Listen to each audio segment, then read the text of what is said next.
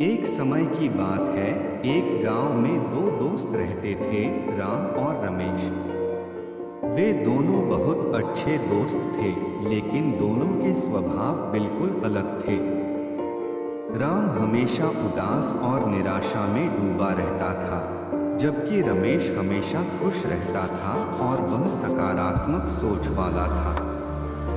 दोनों दोस्त ही किसान थे और खेती करके ही अपना गुजर बसर करते थे। एक दिन गांव में अकाल पड़ गया। खेतों में फसलें सूख गईं और लोगों के पास खाने के लिए कुछ नहीं बचा। राम निराश हो गया और सोचने लगा कि उसका भविष्य अब अंधकार में ही रहेगा। वह और उसका परिवार क्या खाएगा? भूखमरी जाएगी। लेकिन वही रमेश ने सोचा कि यह समय निराश होकर बैठने का नहीं, बल्कि कुछ नई दिशा देने का है। रमेश ने अपने खेत में छोटे छोटे गड्ढे खोदे और उनमें बारिश का पानी इकट्ठा करने की योजना बनाई।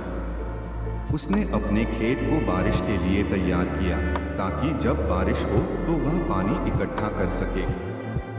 तब तक वह पड़ोस के गांव से टैंकर में पानी लेकर आता और खेत में पानी देता। थोड़ा थोड़ा पानी लेकर उसने अपनी फसल को सूखने नहीं दिया। कुछ ही दिनों बाद जब अकाल खत्म हुआ और बारिश हुई, तो रमेश ने उस पानी का उपयोग करके अपनी फसलों को सिंचा। इसके परिणामस्वरूप उसकी फसलें फिर से उगने लगीं और उसने अपने परिवार को खिलाने के लिए खाद्यान्न प्राप्त किया। जबकि राम की नकारात्मक सोच के कारण उसकी फसल बर्बाद हो गई। जब रामू ने यह देखा तो उसने अपनी सोच बदलने का निर्णय लिया। उसने रमेश से सीखा कि सकारात्मक सोच ही व्यक्ति को संघर्ष के समय में मजबूत बनाती है और उसे सफलता की ओर ले जाती है। इस कहानी से हमें यह सीख मिलती है कि सकारात्मक सोच हमें हर कठिनाई का सामना करने की शक्ति देती है।